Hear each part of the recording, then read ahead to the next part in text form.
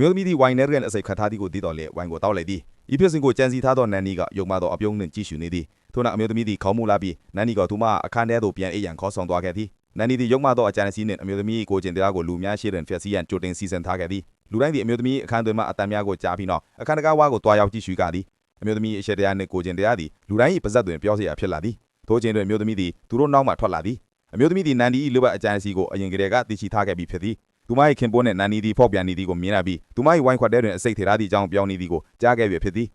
ဤအကြောင်းကိုကြားရသည့်အခါအမျိုးသမီးသည်ကြောက်လန့်ကနောက်သို့ဆုတ်လိုက်ရာမတော်တဆစပွဲကိုတိုက်မိသည်အတန်ကိုကြားပြီးခင်ပွန်းသည်ထိုးလာကြည့်သည်မျောလင်းမထားတန်မှာသူမလေကားထိဝါသူပြေးသွားသည့်အချိန်တွင်နန်ဒီကသူမအားအောက်သို့တွန်းချလိုက်သည်ထိုချိန်တွင်မျိုးသမီးသည်သူမချစ်ခဲ့သူမမွားမြနေသည်ကိုနားလည်သွားသည်နောက်တစ်စက္ကန့်တွင်သူမသည်လွန်ခဲ့သော9နှစ်ကကာလသို့ပြန်ရောက်နေသည်ကိုတွေ့ရသည်ခင်မွေးမျက်နှာကိုမြင်ရသည့်အခါအန်ဂျင်သူလိုခံစားရတော့လေသူမသည်သူမ၏အလုပ်ကိုစူးစမ်းလုပ်ကိုင်ကလက်စားချေရန်အစစ်စီစဉ်ထားခဲ့သည်ခင်မွန်းနှင့်နန်နီချီဖက်နေချိန်တွင်အမျိုးသမီးသည်တကားကိုခောက်လိုက်သည်နန်နီသည်ဘလို့ဖုံးရမှန်သိတော့ပေအမျိုးသမီးသည်တွဲပိုက်သောလမ်းကြောင်းအတိုင်းလမ်းကြောက်ကပန်းအသစ်များကိုလေကားသစ်ပေါ်သို့မြှေပြောင်းကနန်နီကိုဒုတိယတက်မှချပစ်လိုက်သည်ထို့နောက်သူမသည်ဘာမှမသိသေးအောင်ဟန်ဆောင်ကပရင်ပေါက်ကိုပိတ်လိုက်သည်ဤဒီမှအမျိုးသမီးလက်စားချေမှုပထမဆုံးအစင်တာဖြစ်သည်